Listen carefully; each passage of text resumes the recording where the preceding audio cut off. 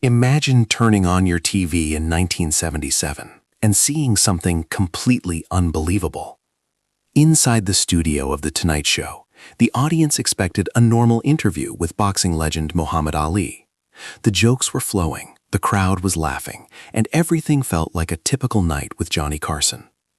Then suddenly, the conversation changed. Because sitting backstage that night was Hollywood icon Clint Eastwood. And within minutes, Ali did something no one expected. He challenged Eastwood to step into a boxing ring live on national television. No movie scene, no stunt doubles, just two legends and 70 million people watching. What happened next became one of the most shocking moments in television history. May 1977. More than 70 million people were watching The Tonight Show. What started as a normal interview with Muhammad Ali suddenly turned into one of the most unbelievable moments in television history. Because sitting just a few feet away was Clint Eastwood. And before the night ended, the two legends would step into a boxing ring live on national TV. No script, no stunt doubles, just Ali versus Eastwood, and nobody knew what would happen next.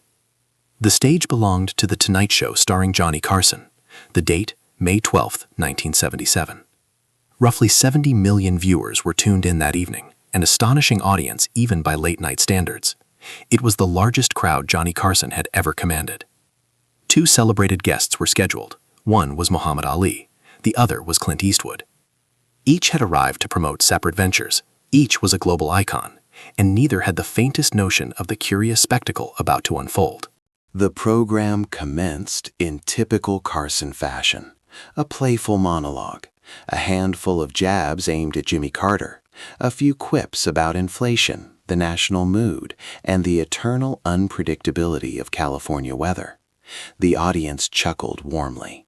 Everything felt routine, pleasant, even predictable. Then Carson leaned toward the camera.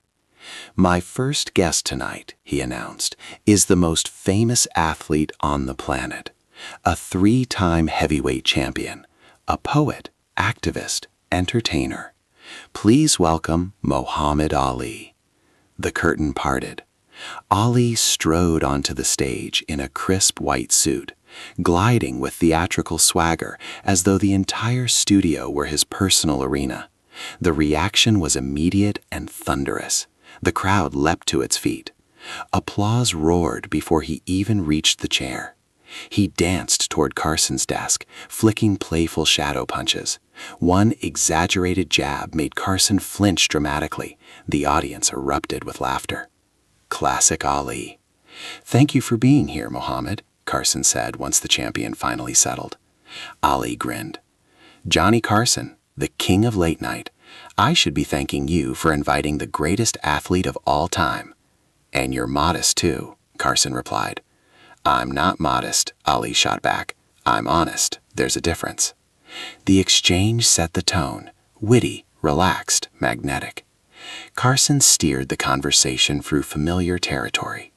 Upcoming fights, retirement whispers, life beyond boxing. Ali handled every question with effortless charisma, quick jokes, confident charm, that unmistakable rhythm of speech that kept audiences spellbound. Then Carson casually dropped a small revelation. "We have another guest tonight," he said, "and I'm told you two know each other." Ali's eyes narrowed slightly. "Who?" he asked. "Clint Eastwood." Ali straightened in his chair. "Clint Eastwood? He's here?" "He's our second guest," Carson confirmed. "Thought it might be interesting having you both out here together." Ali's smile widened, slowly, mischievously. "Interesting," he repeated. "Yeah, that's going to be very interesting." Carson recognized that grin immediately. Ali was plotting something. "You two have history?" Carson asked carefully. "Just a little," Ali said. "We sparred once, private session about a year ago." The audience leaned forward. "And you know what happened?" Ali continued. "What happened?" Carson asked. "He hit me, caught me with a lucky punch." The crowd murmured with excitement. "I've been thinking about that ever since," Ali added. "And now he's here, on your show, in front of all these people, with all of America watching." He leaned back, savoring the moment. "That's fate, Johnny." "Fate?" asked Carson. "Yeah, The universe giving me a chance to settle something. Settle what, exactly? He gestured broadly toward the backstage area. Whether that punch was luck or skill. Laughter rippled through the audience, though Carson sounded slightly uneasy. Mohammed, this is a talk show. We're not settling anything with violence. Who said violence? Ali replied casually. I'm talking about a demonstration. Friendly sparring. Right here. The crowd exploded with cheers. Show America, Ali continued. What happens when Hollywood tough meets real tough? In the green room, Clint Eastwood heard every word through a monitor. A production assistant knocked on the door. Mr. Eastwood, you're on in 5 minutes. Did you hear what Ali just said? I heard, Eastwood replied calmly. What are you going to do? He stood, straightened his jacket, and shrugged. He does that, Eastwood said. It's his style. I'll deal with it. Out on stage, Carson attempted to redirect the conversation.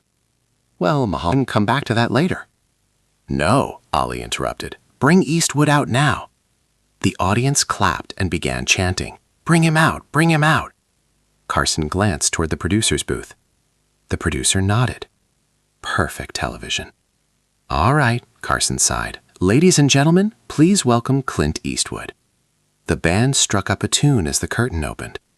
Eastwood walked out wearing jeans and a sports jacket, moving with that quiet, deliberate composure that identified countless westerns. The applause was different from Ali's, less explosive, more curious. He shook Carson's hand, nodded toward Ali, and sat down. You heard what Mohammed was saying? Carson asked. I heard, Eastwood replied. Any comment?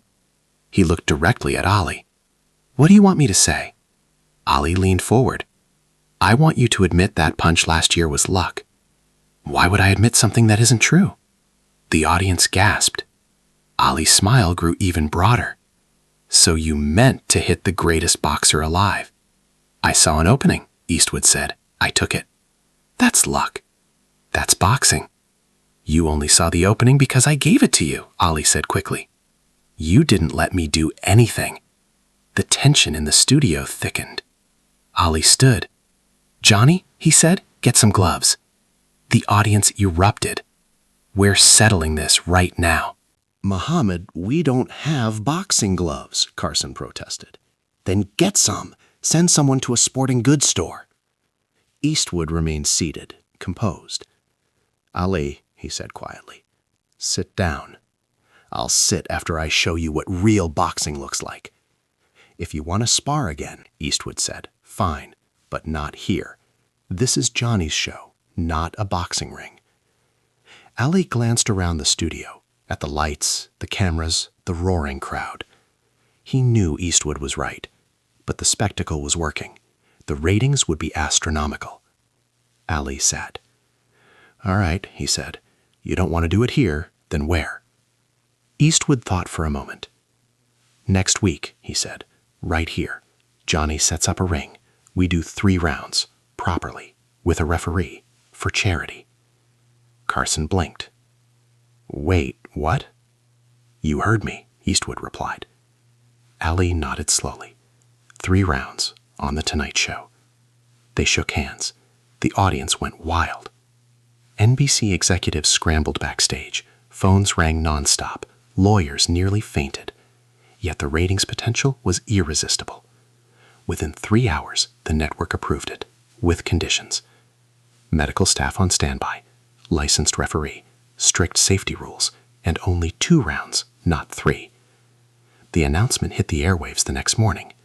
Muhammad Ali versus Clint Eastwood, live boxing exhibition, May 19th, 1977. The world went berserk. Ali trained publicly in Los Angeles, cameras everywhere. Clint Eastwood made a mistake, he told reporters. He should have walked away. Eastwood trained quietly in a private gym. His agent begged him to cancel. This is career suicide, the agent warned. I gave my word, Eastwood sued. People break their word all the time. Not this time. Fight night. May 19th, 1977. NBC Studio One looked nothing like a talk show stage. A regulation boxing ring stood where the band normally sat. Ropes, canvas, corner stools. The crowd buzzed with electric anticipation. Carson skipped the monologue entirely. "Ladies and gentlemen," he announced, "welcome to the most unusual Tonight Show in history." Ali entered first, dancing, shadowboxing, soaking in the cheers. Eastwood followed quietly in black trunks. The referee called them together. 2 rounds, 3 minutes each. They touched gloves. The bell rang. The bell rang inside the temporary ring built in the studio of The Tonight Show starring Johnny Carson. For a brief second, the entire room held its breath. Across from each other stood 2 men from completely different worlds. On one side was Muhammad Ali, widely considered the most gifted boxer the sport had ever seen. On the other side was Clint Eastwood, a Hollywood icon better known for staring down outlaws on screen than stepping into real boxing rings. Yet now they were face to face under bright television lights. No cameras cut away. No movie tricks. Just 2 rounds, 3 minutes each, and nearly the entire country watching. Ali stepped forward the moment the bell sounded. His movement was effortless, almost playful.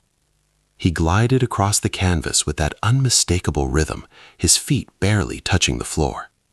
The same footwork that had baffled champions like Joe Frazier and George Foreman now danced under studio lights. His left hand flicked out quick jabs. Tap, tap, tap. None were thrown with real force. They were demonstrations, reminders of the speed that had made Ali famous. The crowd loved it.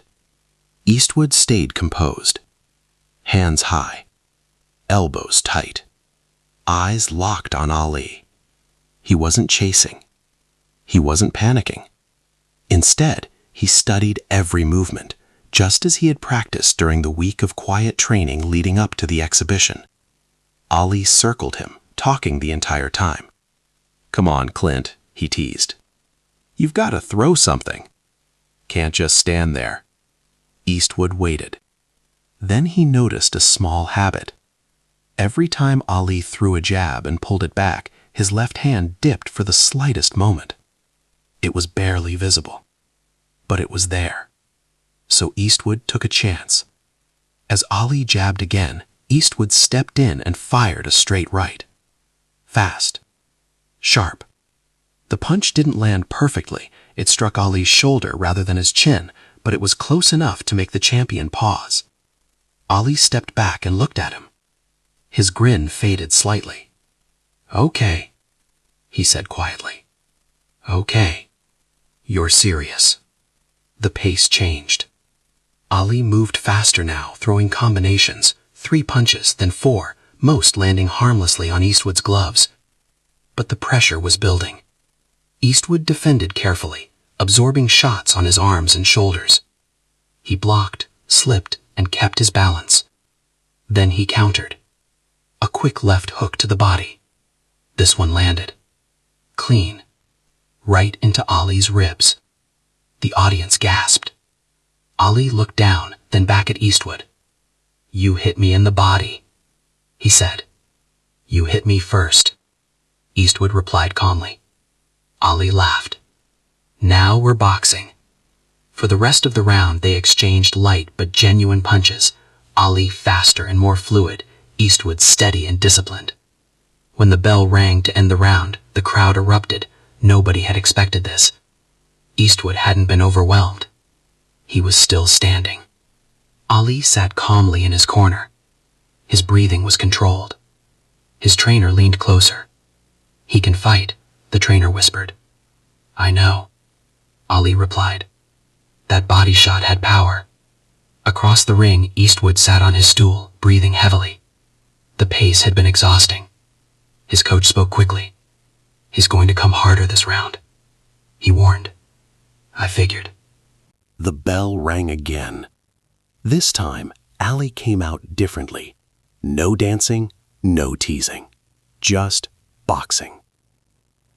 He cut angles sharply, firing combinations from both sides. Jabs snapped forward, hooks whipped around Eastwood's guard, and short uppercuts pushed him toward the ropes. The speed difference was obvious now. Ali was operating on a completely different level. Punch after punch thudded against Eastwood's gloves and arms. Nothing devastating, but the pressure was relentless. The audience began chanting, "Ali, Ali, Ali." Eastwood held his ground as best he could. 90 seconds remained. Ali launched a rapid six-punch combination that drove Eastwood backward. Then something unexpected happened. Eastwood lowered his hands. Completely. He stood there, open. Ali saw the opportunity instantly. He fired a right hand straight toward Eastwood's jaw. But that was exactly what Eastwood wanted. He slipped the punch by inches and countered. A tight, compact left hook.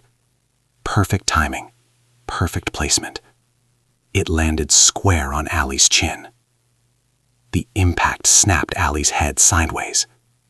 For the briefest moment, less than a second, his legs wobbled. 70 million viewers watched it happen.